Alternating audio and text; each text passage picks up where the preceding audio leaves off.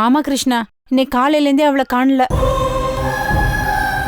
நீங்க ஒன்று செய்யுங்க, உங்களுக்கு தெரிஞ்ச இடத்துல எல்லாம் கொஞ்சம் பாக்குறீங்களா? சரி, நான் உங்ககிட்ட அப்புறம் பேசுறேன். அபி, வாங்க மேடம். எப்படி இருக்கீங்க மேடம்? நல்லா இருக்கேன். நீ எப்படி இருக்க? நல்லா இருக்கேன். ஆமா, இளவரசி எங்கம்மா? அவளை பார்த்து சந்தோஷமா 4 வார்த்தை பாராட்டிட்டு 10 வார்த்தை திட்டிட்டு போலாம் தான் வந்திருக்கேன். மேடம், இளவரசியை காலையிலேருந்து காணும் மேடம். என்னது? என்னடி சொல்ற? ஒரு நிமிஷம் இருங்க.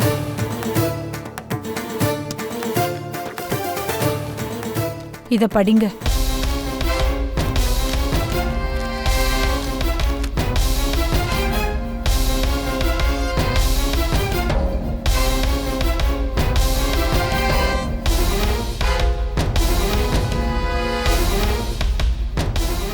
என்னடி இது? நிரந்தர முடிவு தேடி போறாளா? இதுக்கு என்னடி அர்த்தம்? அதான் எனக்கும் புரியல மேடம். ஆனா தற்கொலை பண்ணிக்கிற அளவுக்கு இளவரசி கோழை இல்ல. அதனால்தான் நான் இது வரைக்கும் போலீஸ்க்கும் போல. வேற ஏதோ பிரச்சனைக்கு தீர்வு காண்றதுக்கு தான் அவ எங்கேயோ போயிருக்கணும். அநேகமா அவளோட குழந்தைய தேடுற படலமா இருக்கும்னு தான் நான் நினைக்கிறேன். ராஜலட்சுமிக்கு என்னாச்சு? ராஜலட்சுமியும் கொஞ்ச நாளா காணும் மேடம். ஆனா என்கிட்ட இந்த பதட்டம் கூட இளவரசி கிட்ட இல்ல. நான் ரொம்ப கலாட்டா பண்ணி அவகிட்ட கேட்டதுக்கு அப்புறம் அவளோட கிட்னி ப்ராப்ளம்காக அவளை இயற்கை வைத்தியம் பண்றதுக்காக ஒரு ஆசிரமத்துல விட்டுருக்கேன்னு என்கிட்ட சொன்னா. அத உன்கிட்ட சொல்றதுக்கு என்ன தயக்கம்? தெரியலையே, அவ நடவடிக்கையே ரொம்ப பதட்டமாவே இருக்கு. அது மட்டும் இல்ல மேடம், குழந்தை காணாம போன இந்த நேரத்துல போய் அவ ஆபீஸ்ல ஷியாமன் ஒருத்தர் வேலை செய்யறாரு, அவரை கல்யாணம் பண்ணிக்கிற முடிவுல திடீர்னு இறங்கி இருக்கா. என்ன வளர்ற? இளவரசிக்கு என்னாச்சு? என்னமோ மர்ம கதை மாதிரி சொல்லிக்கிட்டு இருக்க. மேடம், அவளே ஒரு புரியாத புதிராயிட்டா. நான் நேத்து தான் பெங்களூர்ல இருந்தே வந்தேன். இளவரசியை பத்தின தகவல்லாம் ஸ்வரூபன் எனக்கு அப்பப்ப கொடுத்துக்கிட்டு தான் இருக்காரு. இருந்தாலும் மகாலட்சுமியோட கம்பெனியை இவ்வளவு சக்சஸ்ஃபுல்லா நடத்தி இவ்வளவு லாபம் கொண்டு வந்ததுக்கு அவளை பாராட்டுறதுக்கும், சுப்பிரமணியத்தை ஏண்டி டிவோர்ஸ் பண்ண அப்படின்னு நறுக்குன்னு 2 கேள்வி கேட்டு அவளை கண்டிச்சுட்டு போலான்னு வந்தா இளவரசிய காணுங்கிற நீ. அவ எங்க போயிருக்கான்னு எனக்கு தெரியல மேடம். வாய்க்கு வாய், வார்த்தைக்கு வார்த்தை, நீ என் உயிர் தோழி, நீதான் என் நிழல், எனக்கு உன்னை விட்டா வேற யார் இருக்கான்னு சொல்லிட்டு இப்ப பாருங்க, ஒரு ஆபத்துன்னு உடனே என்ன நம்பாம போயிட்டாளே. இவளுக்காக நான் என்னென்னலாம் பண்ணிருக்கேன். அபி, ஐயோ, அந்த மாதிரிலாம் நினைக்காதமா. இளவரசி எது செஞ்சாலும் அதுல ஒரு காரணம் இருக்கும். அவ உங்ககிட்ட சொல்லாம போனதும், உன்னை இந்த வீட்டுல அவ விட்டுட்டு போனதுக்கும் ஏதோ ஒரு காரணம் நிச்சயம் இருக்கணும். ஆனா என்னோட கன்சர்ன் என்னன்னா, இப்ப ரீசெண்டா அவ ஏதோ பல மன உளைச்சல்ல இருக்காளா, ஏதாவது விபரீதமா முடிவு எடுத்திருப்பாளோன்னு பயமா இருக்கு. இல்ல மேடம், அப்படி நடக்க வாய்ப்பே இல்ல மேடம். Why not? தற்கொலை பண்ணிக்கிறதுக்கு ஒரு நொடி தாமா வேணும். யார் வேணா அந்த முடிவு எடுப்பாங்க. இல்ல மேடம், இளவரசிக்கு குழந்தை இருக்கா. ராஜலட்சுமி மீறி அவளுக்கு வேற உலகமே இல்ல. கஷ்டப்படுற ஒவ்வொரு பொண்ணும் தற்கொலை பண்ணிக்கிட்டா தேவையில்லைன்னு வாழ்க்கையில ஏதாவது ஒரு காலகட்டத்துல முடிவு எடுப்பாதான். ஆனா அவங்கள தடுக்கிற ஒரே விஷயம் அவங்க குழந்தைங்க தான். அந்த ரத்த பாசம், தாய்மைங்கிற அந்த விலை மதிக்க முடியாத உணர்வு, அதை மீறி இளவரசி நிச்சயம் போக மாட்டா மேடம். நீ சொல்றது உண்மைதாம்மா. பட் கவலைப்படாத, கண்டுபிடிச்சிடலாம். நான் வந்துட்டேல்ல, கண்டுபிடிச்சிடலாம். Don't worry. வாங்க ஷியாம். இளவரசி பத்தி ஏதாவது தகவல் கிடைச்சதா? இன்னும் இல்லையே. எனக்கு தெரிஞ்ச சோர்ஸ்ல எல்லாம் கேட்டு பார்த்துட்டேன். ஆனா அவ அங்க எங்கேயும் போகல.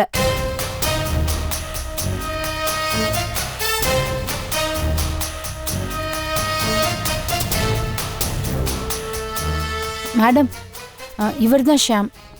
மகா கம்பெனியில் இளவரசியோட PA, ஃப்ரெண்ட், ஃபிலாசபர், கைட், என்னை விட கொஞ்சம் தலைகணம் ஜாஸ்தி. மேடம்? இவங்க தமிழரசி மேடம், பெரிய அட்வொகேட், ஸ்வரூபன் சாரோட மாமியார். ஓ, கேள்விப்பட்டிருக்கேன். அபி உங்களை பத்தி சொன்னாங்க.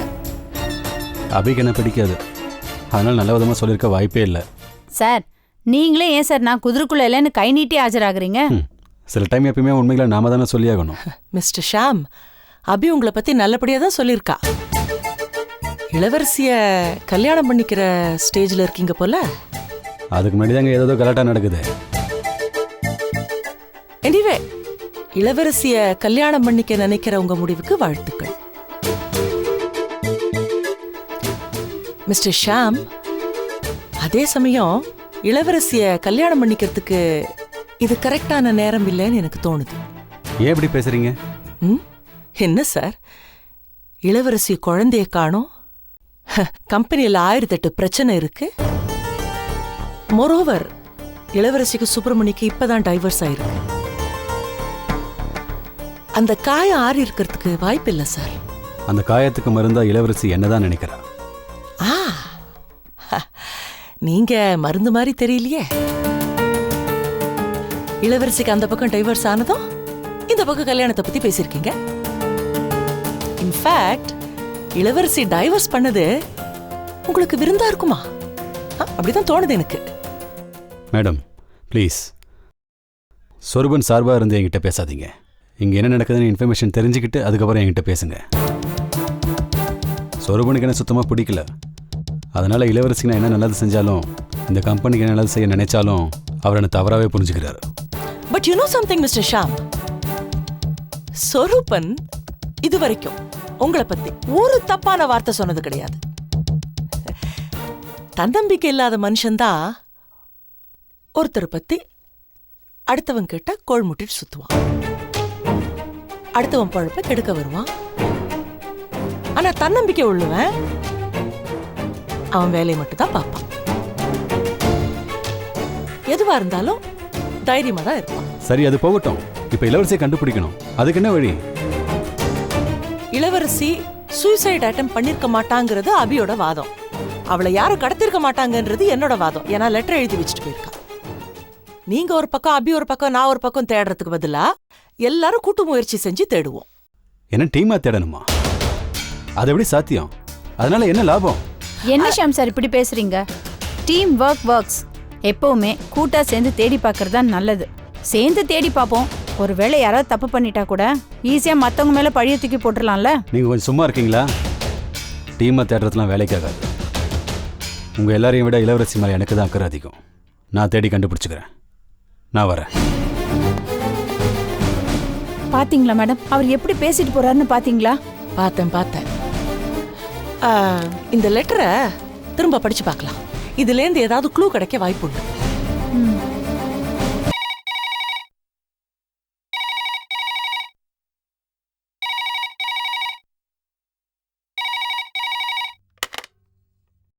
ஹலோ அக்கா, ஷாம் எங்க?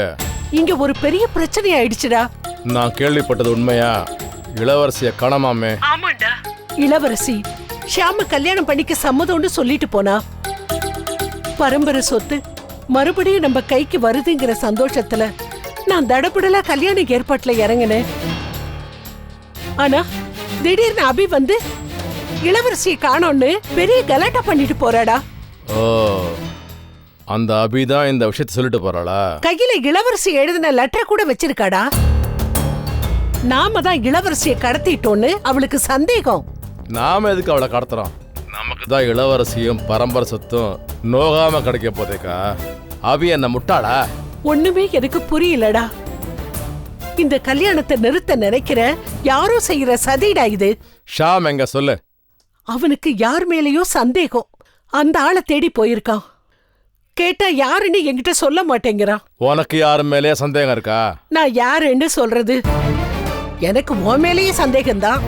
அக்கா, நீ சிலையெல்லாம் கடத்துற, நீயே இளவரசியை கடத்தி இருக்க கூடாது. உன்ன போய் கேட்டேன் பார், அது ஏன் தப்பு? இத பருப்பா, நீ கடத்தலைன்னா எனக்கு சந்தோஷம்தான். உனக்கு யார் மேலேயாவது சந்தேகம் இருக்கா? இருக்குது, உன் பொண்ணு மேல. யாரு? விமலாவா? அட பாவி, அவ பேங்க்ல ஆபீசர்டா. அவளுக்கு எதுக்குடா இந்த வேண்டாத வேலை? மறந்துட்டியா? நம்ம புடியில இருந்து இளவரசியை காப்பாத்துவேன்னு அவ நம்ம கிட்ட சேலஞ்ச் பண்ணிட்டு போயிருக்கா. நம்ம ரகசியங்கள், நம்ம திட்டங்கள் எல்லாமே அவளுக்கு அத்துப்படி. நம்ம மந்தையில இருக்கிற ஒரு கருப்பாடு அவதான் இந்த கல்யாணத்தை பிடிக்காம நம்ம பரம்பரை சொத்து நம்ம கைக்கு வர விடாம எல்லா சதியும் பண்ணிக்கிட்டு இருக்கா. இளவரசி அவதான் கடத்தி இருக்கணும். ஏய், அவ அப்படி பேசுவா, ஆனா செய்ய மாட்டாடா. அப்படி செஞ்சிருந்தான்னா அப்படி செஞ்சிருந்தா அவளை எதுக்குற ஆள் நான் தான். ரொம்ப சந்தோஷம். இதே கோவம் ஆத்திரம் வெறியோட அவ வீட்டுக்கு போ. அங்க போய் அவளை நைஸா பார்க்க வந்த மாதிரி இளவரசிய பத்தி நேரடியா கேட்காம சுத்தி வளைச்சு கேளு, பூடகமா கேளு. அவளே அவங்ககிட்ட பேசி மாட்டிக்குவா. என்னடா என்னடா நீ இப்படி சொல்ற? உடனே கிளம்புங்கிறேன். இளவரசிய பத்தின டீட்டெயில்ஸோட வா நீ.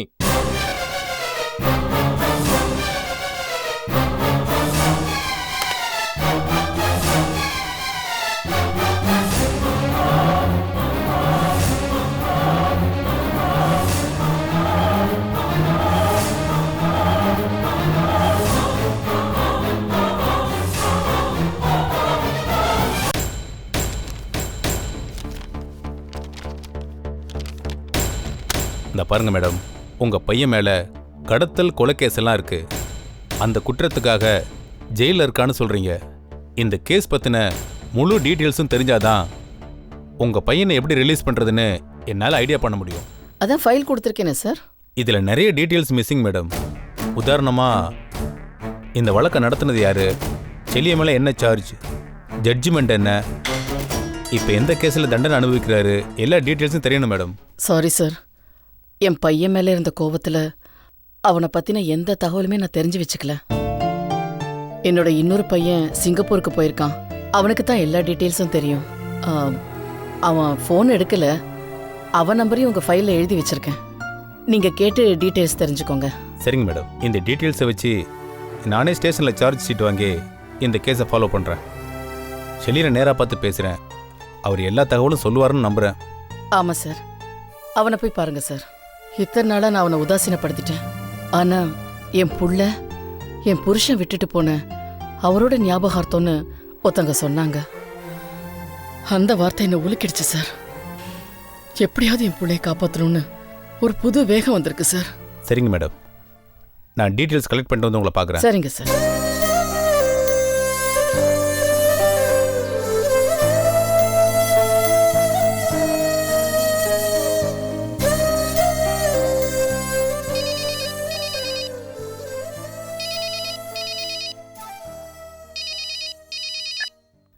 ஹலோ அம்மா, நான் வெங்கடேஷ் பேசுகிறேன். டேய், என்னடா இது?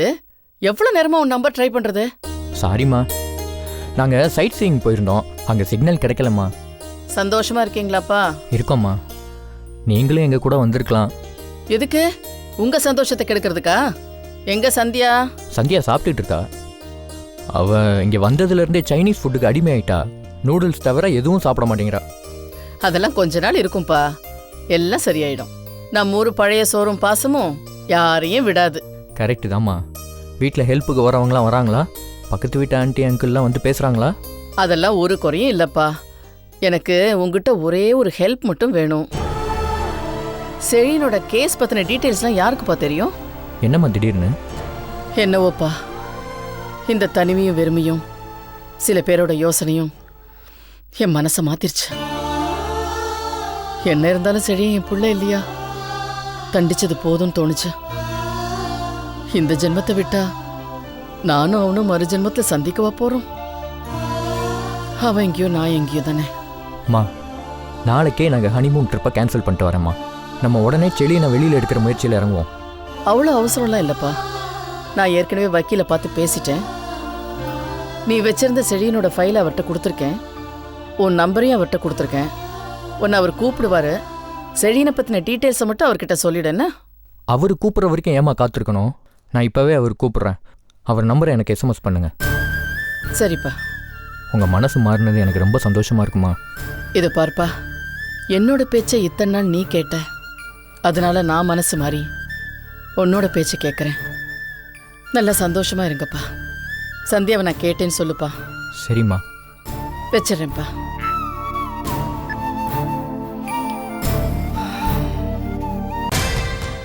ஆமா, நான் ஏற்கனவே பல தடவை எச்சரிக்கை பண்ணிட்டேன். யாரும் அதை கண்டுக்கல, உதாசீனப்படுத்திட்டாங்க. அதனால யாருக்கும் தெரியாம, யாரும் எதிர்பார்க்காத நேரத்துல நானே ஆக்ஷன்ல இறங்கி என்னோட பவரை யூஸ் பண்ணி நான் யாருன்னு காட்டிட்டேன். ஆமா, இப்போ நம்ம கஸ்டடியில தான் வச்சிருக்கேன். யாருக்கும் தெரியாது. தெரிஞ்சு வந்து கலாட்டா பண்ணட்டும், அப்ப பாத்துக்கலாம். நீங்களும் ஜாக்கிரதையா இருங்க. இந்த விஷயம் நம்மள மீறி வெளியில போகவே கூடாது. எப்போ பிரச்சனை ஓயுதோ அப்போ நாமளே ரிலீஸ் பண்ணி விட்டுறலாம். விமலா, நான் அப்புறம் பேசுறேன். அம்மா, என்னம்மா திடீர்னு வந்து நிக்கிற? ஆச்சரியமா இருக்கு. அதிர்ச்சியா இருக்குன்னு சொல்லடி. சரிம்மா, முதல்ல வீட்டுக்கு வந்திருக்க. சொல்லிருந்தா நானே கார்ல கூட்டிட்டு வந்திருப்பேன்ல. ரொம்ப டிராமா போடாதடி. அப்படின்னா நான் நேரடியாவே கேக்குறேன். சுத்தி வளைச்சு பேசுறது எனக்கு பிடிக்காது. இளவரசி எங்க? இளவரசியா? மறைக்காத. இவ்வளவு நேரமும் நீ போன்ல பேசின விஷயத்த நான் கேட்டுக்கிட்டு தான் இருந்தேன். இளவரசி எங்க கடத்தி வச்சிருக்க? என்ன உளற? இளவரசி காணமா? ஆமா. யார் கடத்தி வச்சிருக்காங்க? விமலாங்கிறவ அவளை கடத்திட்டா. நான் எதுக்காக அவளை கடத்தணும்? நீ உன் தம்பி கிட்டையும் மாமா கிட்டையும் போட்ட சபதத்துல ஜெயிக்கிறதுக்காக தான். நீ என்கிட்ட மறைக்காத விமலா. நீ போன்ல பேசினதையெல்லாம் நான் கேட்டேன். ஐயோ, போன்லயா? ஷோ அம்மா, உனக்கு என்ன பைத்தியமா? தெரியுண்டி. பல தடவை வார்ன் பண்ணேன், யாரும் கேட்கல. அதனால நானே ஆக்ஷன்ல இறங்கிட்டேன். நம்ம கஸ்டடியில தான் வச்சிருக்கேன். பிரச்சனை போயிருப்ப ரிலீஸ் பண்ணி விடுறேன்னு நீ சொல்லல? மா, நாங்க ஃபைனான்ஸ் பண்ண ஒரு கம்பெனி நஷ்டமாயிடுச்சு. அவங்களால பணம் கட்ட முடியல. நாங்க ஃபேக்டரியை மூடி சீல் வச்சிட்டோம். இன்னும் பாதி பேருக்கு விஷயம் தெரியாது. தெரிஞ்சு வந்து கலாட்டா பண்ணா அதுக்கப்புறம் பாத்துக்கலான்னு பேங்க் மேனேஜர் கிட்ட பேசிக்கிட்டு இருந்தேன். ஏமா, என்ன பார்த்தா கடத்தல்காரி மாதிரியா தெரியுது? எனக்கு வேற வேலை இல்ல நினைச்சியா? உன் வீணா போன புள்ள மாதிரி, உன் காலாவதியான தம்பி மாதிரி என்னைய நினைச்சிட்டியா?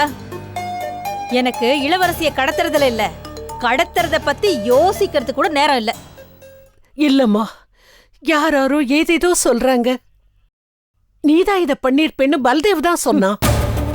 நம்ம குடும்பத்துல பாதி குழப்பத்துக்கு காரணமே உன் தம்பி தான். சொத்து போனதுல இருந்து புத்தி பேதலிச்சு போச்சு. மென்டல் ஆஸ்பத்திரியில இருக்க வேண்டியது ஊரை மிரட்டிக்கிட்டு தெரியுது. ஏய், நீ இப்படியெல்லாம் பேசுறதுனாலதான் உன் மேல எல்லாருக்கும் சந்தேகம் வருது.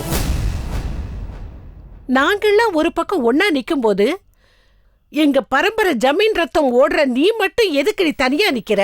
இதோ பார், உன் புள்ளையும் உன் தம்பியும் பண்ற தில்லு முள்ளுக்கு என்னையும் சப்போர்ட் பண்ண சொல்றியா? ஐயோ, இப்ப நான் என்ன பண்றதுன்னு எனக்கு ஒண்ணுமே புரியலையே. மா, இளவரசி எப்போ காணாம போனா? 2 நாளைக்கு முன்னாடி வீட்டுக்கு வந்தா. ஷியாம கல்யாணம் பண்ணிக்க முழு சம்மதம்னு சொன்னா. என்னது? இப்ப காணாம போயிட்டாடி. இதுல ஏதோ பிரச்சனை இருக்கு. நிரந்தர தீர்வு காண போறேன்னு எழுதி வச்சுட்டு போயிருக்கா. தயவு செஞ்சு உன் கஸ்டடியில இருந்தா அவளை ரிலீஸ் பண்ணிடுறீ. இந்த ஜமீன் சொத்து நம்ம கைக்கு வர்றதுக்கு ஒரே வழி இளவரசி ஷியாம கல்யாணம் பண்ணிக்கிறது தான். நான் ஒத்துக்கவே மாட்டேன். இளவரசி மாதிரி ஒரு நல்ல பொண்ணு என் தம்பி மாதிரி ஒரு சீட் அண்ட் ஃப்ராட கல்யாணம் பண்ணிக்கிறத நான் கடைசி வரைக்கும் எதிர்ப்பேன். நீயும் சேர்ந்து அவ வாழ்க்கையை நாசம் பண்ணிடாத. சீ, உன்கிட்ட நான் வந்ததே தப்பு. இனிமே உன் வீட்டு வாசப்படி கூட நான் மிதிக்க மாட்டேன். நீ எங்க ஜமீன் பரம்பரையை சேர்ந்தவளே இல்ல. அந்த ரத்தம் உன் உடம்புல ஓடலடி. நீ என் பொண்ணே இல்லடி. அம்மா, நீ இப்படிலாம் பேசுறதுனால நீ சொல்றதெல்லாம் உண்மைன்னு ஆயிடாது. நான் உன் பொண்ணுதான். ஜமீன் ரத்தம் தான் என் உடம்புலயும் ஓடுது. நீங்க 3 பேரும் தான் மனசாட்சிக்கு விரோதமா நடக்கிறீங்க. நான் உங்களை வார்ன் பண்றேன். நீங்க 3 பேரும் திருந்தல, கூடிய சீக்கிரம் நீங்க 3 பேரும் ஜெயிலுக்கு போயிடுவீங்க. குறைஞ்சபட்சம் 10 வருஷம் தண்டனை கிடைக்கும். அப்ப தெரியும் யார் இந்த ஜமீன் பரம்பரையை நிலநாட்டுறாங்கன்னு. நானா நீங்களான்னு அப்ப பாக்கலாம். படி மா. ஏய், நான் செத்தாலும் சரி, இழந்த ஜமீன் பெருமைய பரம்பரை சொத்தை திரும்ப வாங்கறதுக்காக என் புள்ளையோட போராடி சாவேனே தவிர ஒன்ன மாதிரி ஆட்களுக்கு ஜால்ரா அடிச்சு சாக மாட்டேன்டி. போடி பா.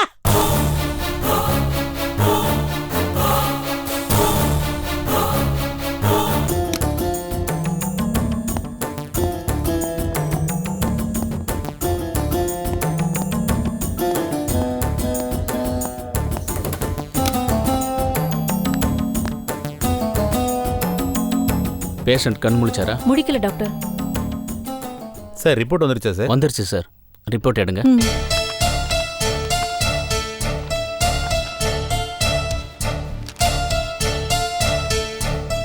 செழியனுக்கு வந்திருக்கிறது பிளட் கேன்சர், அதாவது இரத்த புற்றுநோய். ஆரம்பத்திலேயே சரியாக ட்ரீட்மெண்ட் எடுக்காதனால ரொம்ப அட்வான்ஸ் ஸ்டேஜுக்கு போயிடுச்சு. முத்துன நிலையில் இருக்கு. ட்ரீட்மெண்ட் கொடுத்தாலும் பிழைக்கிறது கஷ்டம். அவர் வாழ போகிறது இன்னும் கொஞ்ச நாள் தான். நாங்கள் நல்லபடியாக தான் கவனிச்சுக்கிட்டு இருந்தோம். விசாரிக்கிறப்ப கூட இவரை நாங்கள் அடித்ததே இல்லை. ஜெயிலுக்கு வந்ததுனால இவருக்கு இந்த பிரச்சனை வந்திருக்குமோ? உங்கள் வேலைக்கு பிரச்சனை வந்துருமோன்னு நீங்கள் பயப்படாதீங்க. இவர் ஜெயிலுக்கு வர்றதுக்கு முன்னாடியே இந்த பிரச்சனை ஆரம்பிச்சிருக்கு. அதோட அறிகுறியும் இவருக்கு ஏற்கனவே தெரிஞ்சிருக்கும். இளமை வேகத்தில் பணத்திமிரில் இதை பெருசாக கண்டுக்காமல் விட்டுருப்பாங்க.